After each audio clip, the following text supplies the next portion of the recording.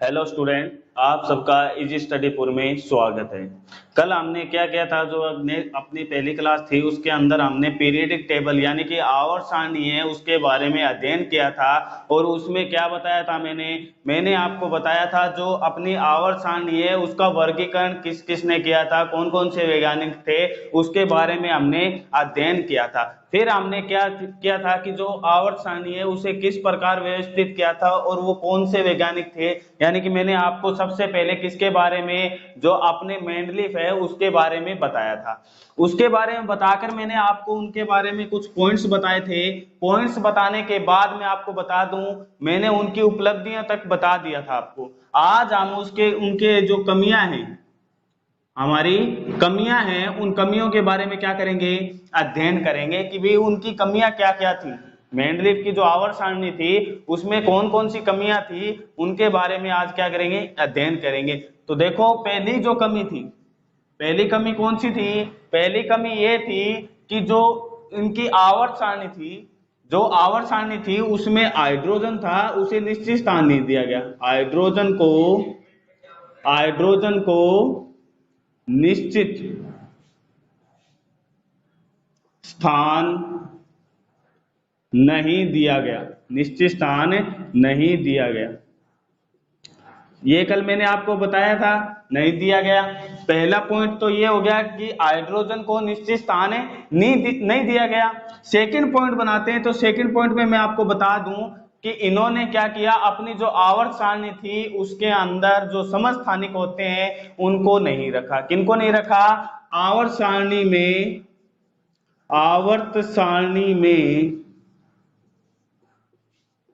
समस्थानिकों को नहीं रखा। ये अपना क्या हो गया, सेकंड कमी हो गई किसकी, मेंडलीफ की आवर्त सारणी की।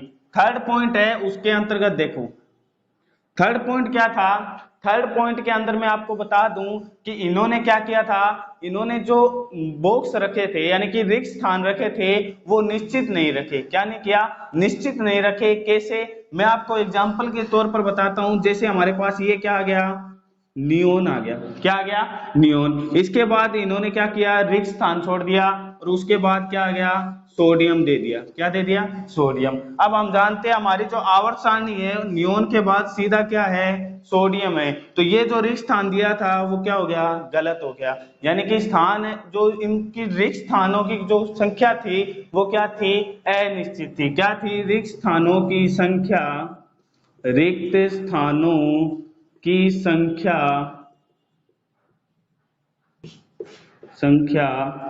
अनिश्चित, क्या थी, अनिश्चित थी।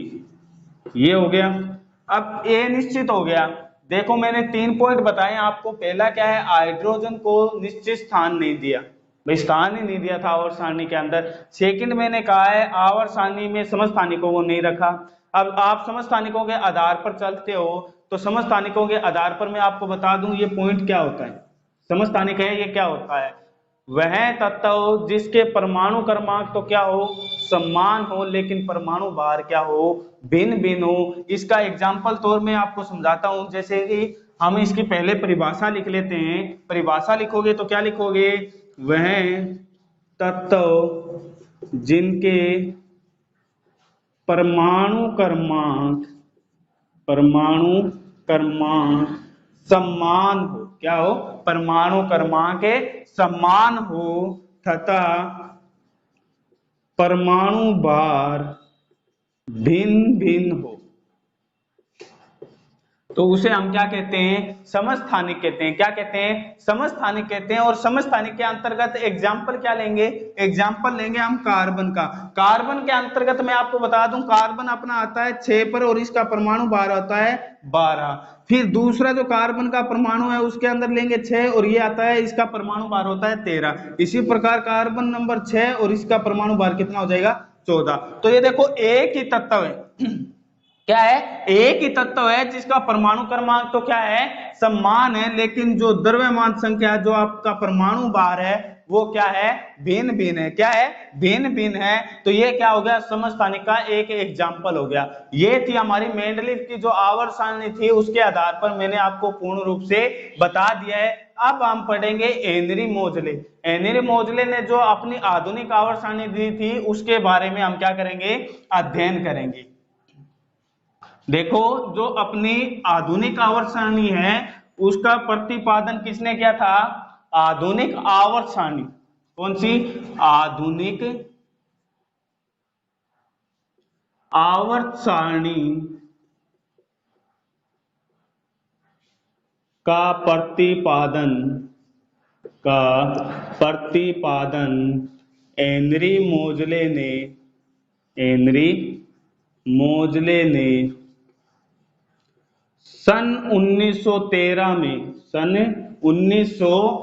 में, कौन सी सन में किया था, सन 1913 के अंदर क्या किया था, इन्होंने प्रतिपादन किया था। सन 1913 में किया, क्या किया, प्रतिपादन किया।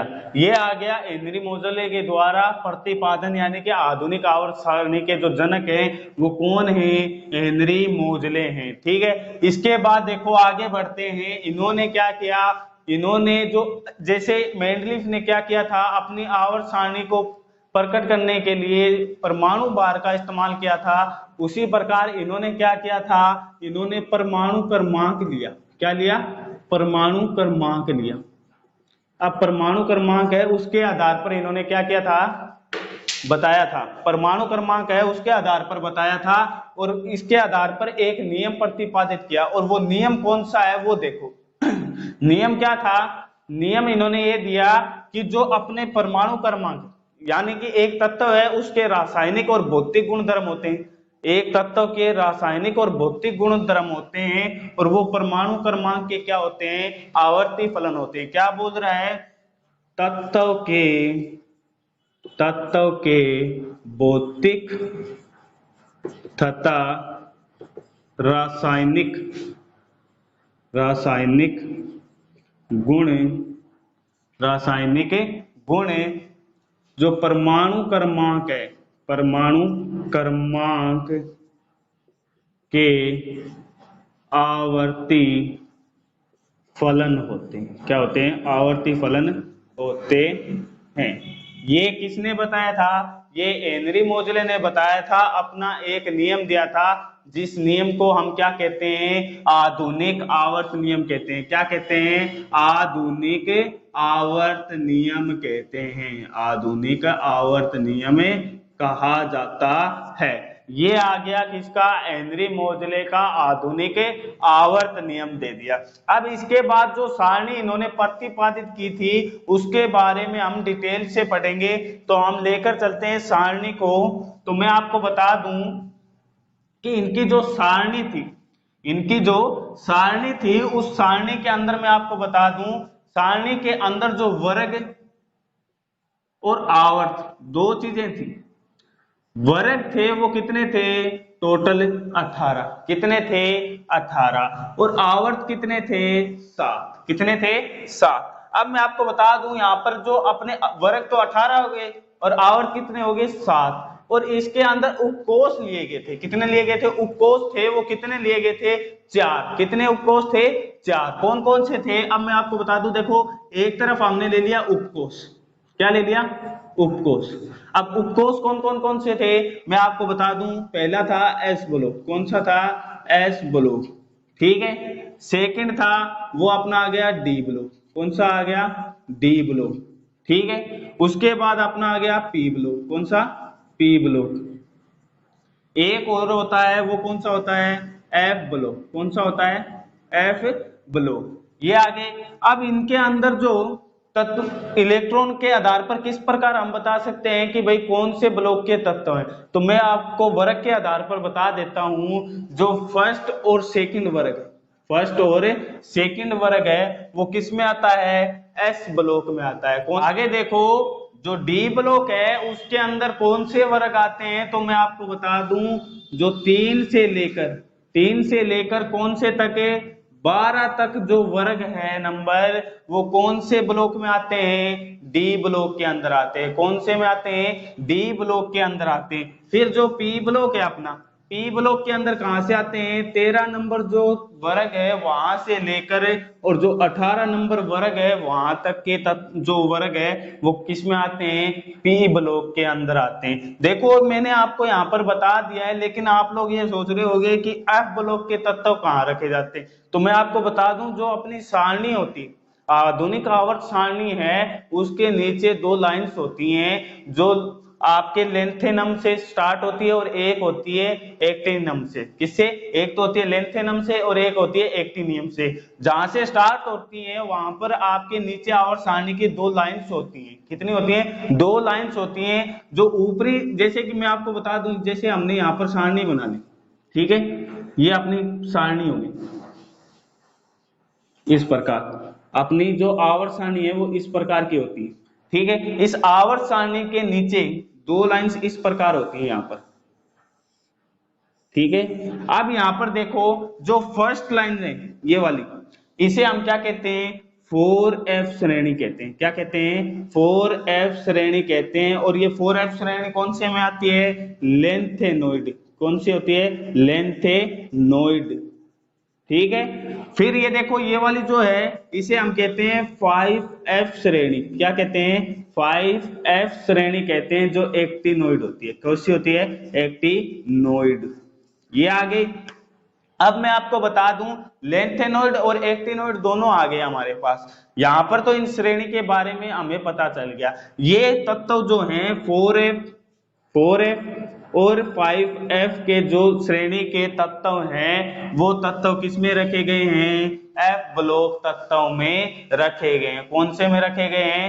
एफ ब्लॉक के तत्व में रखे गए हैं। अब देखो, इस ट्रिक के आधार पर हम क्या करेंगे? इन वर्गों का अध्ययन करेंगे। सबसे पहले हम एस ब्लॉक के तत्व है उन्हें लेकर चलेंगे, फिर उसके बाद जो पी ब्लॉक के तत्व उनके बारे में अध्ययन करेंगे, फिर डी के बारे में करेंगे, और फिर लास्ट में किसके बारे में अध्ययन करेंगे?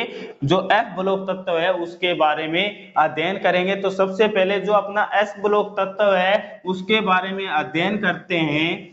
तो मैं आपको बता दूं, यहां पर जो पहले एक छोटी सी जानकारी ले लो अपने, जो यहाँ पर हमारे पास फर्स्ट जो उपकोष होता है, फर्स्ट जो वर्ग होता है हमारे पास, फर्स्ट वर्ग होता है, इसके अंदर जो अपने पास इलेक्ट्रॉनों की संख्या होती है वो कितनी होती है? लगभग 2 होती है। कितनी होती है? 2 होती है। तो 2 होने के कारण इन्हें कौन सा कहा जाता है? इन्हें कहा जाता है अति लघु, अति लघु आवर्त कहा जाता है। क्या कहा जाता है? अति लघु आवर्त के नाम से, अति लघु आवर्त के नाम से, ठीक है। अति लघु हो गया। अब उसके बाद सेकंड आता है, एक तो सेकंड आ गया और एक आ गया अपने पास थर्ड। कौन सा आ गया? थर्ड। अब इन दोनों के अंदर क्या होते हैं? 8 और 8 तत्व होते हैं, सॉरी 8 और 8 इलेक्ट्रॉन होते हैं। दोनों में क्या होते हैं? 8 इसमें इलेक्ट्रॉन होते हैं, 8 ही इसमें इलेक्ट्रॉन होते हैं, और इसे क्या कहते हैं? लघु। क्या कहते हैं? लघु आवर्त में आ जाते हैं, ठीक है। उसके बाद आता है अपना फोर्थ और एक आता है फिफ्थ। अब ये दोनों हैं, इन दोनों के अंदर कितने होते हैं? 18 इलेक्ट्रॉन होते हैं। कितने होते हैं? 18 इलेक्ट्रॉन होते हैं। तो इसे हम क्या कहते हैं? अति दीर्घ। अति दीर्घ क्या कहते हैं? आवर्त के रूप में लिया जाता है। किसे लिया जाता है? अति दीर्घ के रूप में, अति दीर्घ के रूप में लिया जाता है। उसके बाद जो अपना 6 है, 6 जो वर्ग है उसके अंतर्गत अपने मैं बता दूं, इसके अंदर आते हैं 32। जो इलेक्ट्रॉन है वो कितने भरे जाते हैं? 32 भरे जाते हैं। और इसे क्या किया जाता है? दीर्घ के नाम से जाना जाता है। किसके नाम से? दीर्घ के नाम से जाना जाता है। ये हो गई छोटी सी जानकारी। अब हम पढ़ेंगे किसके बारे में? अब हम पढ़ेंगे जो एस ब्लॉक तत्व है उनके बारे में पूरी जानकारी हासिल करेंगे। फिर उसके बाद जो अपने पास पी ब्लॉक तत्व है उसके बारे में, और फिर डी, और फिर लास्ट में अपने पास आएगा एफ ब्लॉक तत्व। तो सबसे पहले जो अपना एस ब्लॉक तत्व है, एस ब्लॉक जो तत्व हैं उनके बारे में हम क्या करेंगे? अध्ययन करेंगे। तो देखो मैंने आपको क्या बताया है, एस ब्लॉक तत्व है उसके अंदर कितने वर्ग आते हैं, एक तो आता है फर्स्ट और एक आता है सेकंड। कितने बताए हैं, फर्स्ट और सेकंड दो आते हैं। कितने वर्ग आते हैं, दो। तो यहाँ पर देखो फर्स्ट वर्ग के जो तत्व हैं वो कौन से, फर्स्ट वर्ग के तत्व हैं वो कौन से, देखो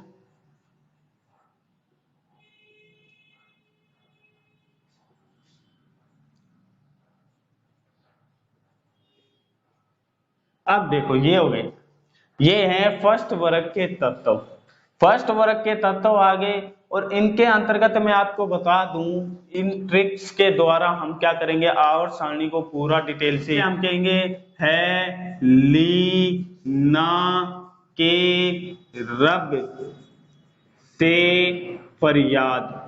क्या कहेंगे, देखो ट्रिक है ये याद करने की, उन्हें हम इन ट्रिक के माध्यम से क्या करेंगे, याद करेंगे। दोबारा सुन लो, जो अपने ट्रिक है उनके माध्यम से हम क्या करेंगे, इन तत्वों का पूर्ण वर्गीकरण कर लेंगे, यानी कि अध्ययन करेंगे एक एक का और अच्छे से याद करेंगे ट्रिक के माध्यम से। देखो पहला है हमारे पास, देखो ये पहला वर्ग है, पहले वर्ग के अंदर मैंने क्या बोल रहा हूं, देखो है ली ना के रब से फरियाद। क्या बोल रहा हूं, है ली ना के रब से फरियाद। तो ये जो फर्स्ट वर्ग है उसके अंतर्गत अपने पास क्या आ गया, इसकी एक ट्रिक आ गई जिसके माध्यम से हम क्या कर सकते हैं, इसे याद कर सकते हैं। जो फर्स्ट अपना आ गया।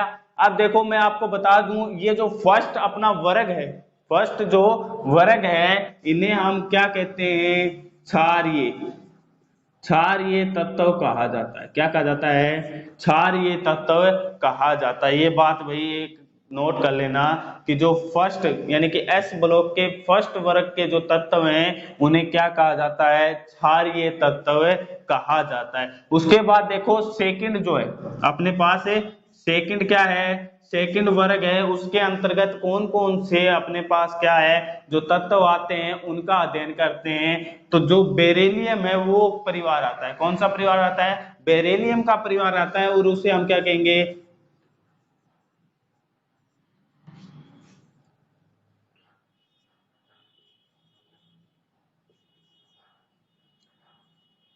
देखो अब इसके अंदर देखो इससे भी क्या करेंगे, देखो याद करेंगे, क्या करेंगे किस प्रकार, इसकी भी एक ट्रिक बनाएंगे। ट्रिक क्या बनाएंगे, देखो बेटा मांगे कार स्कूटर बाप रोए। अब देखो यहाँ पर एक ट्रिक बन गई, बेटा मांगे कार स्कूटर बाप रोए। क्या बोल रहा है, बेटा मांगे कार स्कूटर बाप रोए। यहाँ पर देखो हमारे पास आ गया, ये एक ट्रिक के माध्यम से हम याद कर रहे हैं। और इसके आधार पर मैं बता दूं, जो अपने सेकंड वर्ग यानी कि जो एस ब्लॉक के सेकंड वर्ग में आते हैं उन तत्वों को हम क्या करते हैं, मृदा क्षारीय, क्या कहते हैं, मृदा क्षारीय धातु या तत्व आप कह सकते हो, या क्षारीय मृदा धातु भी कह सकते हो। ये क्या हो गए, अपने एस ब्लॉक के तत्व आगे जिनके अंदर क्या आते हैं, दो वर्ग आते हैं। मैंने आपको बताया था एस ब्लॉक तत्व में कितने आते हैं वर्ग, दो आते हैं। दोनों वर्गों के अंदर मैंने बताया फर्स्ट वर्ग के अंदर देखो अलीना के रब से फरियाद, ये एक ट्रिक हो गई। फर्स्ट पंक्ति को यानी कि फर्स्ट वर्ग है उसे याद कर लिया। उसी प्रकार सेकंड जो पंक्ति है वर्ग है उसे हम किस प्रकार याद करेंगे, बेटा मांगे कार स्कूटर बापे रोए। ये आ गया सेकंड जो वर्ग है अपना उसके अंतर्गत। ये देखो हमने एस ब्लॉक के बारे में आज अध्ययन कर लिया। जो अपना डी और पी ब्लॉक है और एफ ब्लॉक है उसके बारे में हम क्या करेंगे, नेक्स्ट क्लास के अंदर अध्ययन करेंगे। अगर आप लोगों को इजी स्टडी पूर की क्लासें अच्छी लग रही हैं तो आप उन्हें लाइक एंड शेयर करें। और अगर अभी तक आप लोगों ने चैनल को सब्सक्राइब नहीं किया है तो आज ही चैनल को सब्सक्राइब करें और बेल आइकन के बटन को